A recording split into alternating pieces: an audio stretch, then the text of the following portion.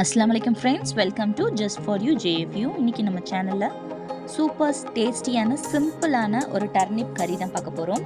அதாவது நூக்கல்ல வச்சு என்ன செய்கிறதுன்னு தெரியாமல் இருக்கிறவங்களுக்கு இது சூப்பராக டேஸ்டியாக இருக்கும் ரைஸ் கூட சாப்பிட்றதுக்கு.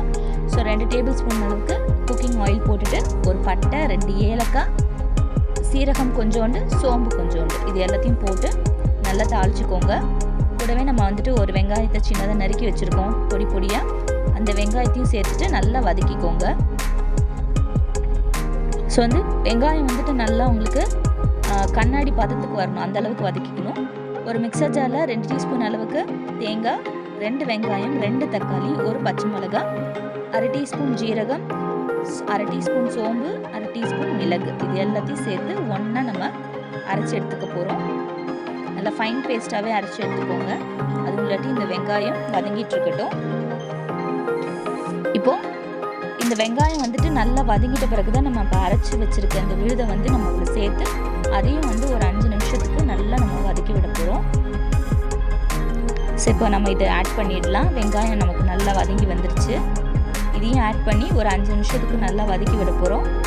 கொஞ்சமாக தண்ணி சேர்த்து இப்போ ஊற்றி நம்ம வதக்கி விட்டுட்டு அதுக்கப்புறம் வேணுங்கிற அளவுக்கு நம்ம குழம்புக்கு ஏற்ற மாதிரி தண்ணி நம்ம ஆட் பண்ணிக்கலாம். இப்போ நான் கொஞ்சமாக தான் தண்ணி ஆட் பண்ணியிருக்கேன். நல்லா வதக்கி விட்டுக்கோங்க. ஒரு 5 நிமிஷத்துக்கு நல்லா வதங்கட்டும்.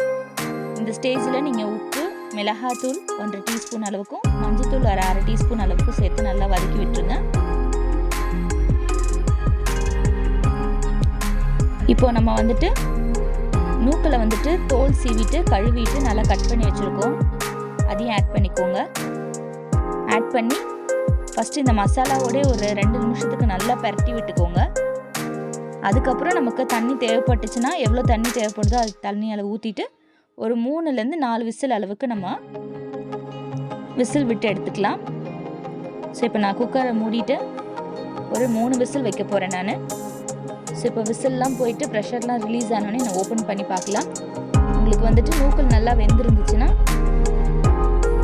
குழம்பு ரெடி. இப்போ பாருங்கள் எவ்வளோ நல்லா வந்திருக்குன்ட்டு. உங்களுக்கு குழம்பு எந்த அளவுக்கு தண்ணியாக வேணுமோ அதுக்கு தகுந்த மாதிரி நீங்கள் பார்த்து வச்சுக்கோங்க. ஃபைனலாக நம்ம மல்லித்தழை கட் பண்ணி வச்சுருக்கோம். அதையும் நம்ம ஆட் பண்ணிவிட்டு ஒரு வாட்டி நல்லா மிக்ஸ் பண்ணி விட்டுடுறோம். சூப்பர் டேஸ்டியான நூக்கல் குழம்பு ரெடி ஆகிடுச்சு.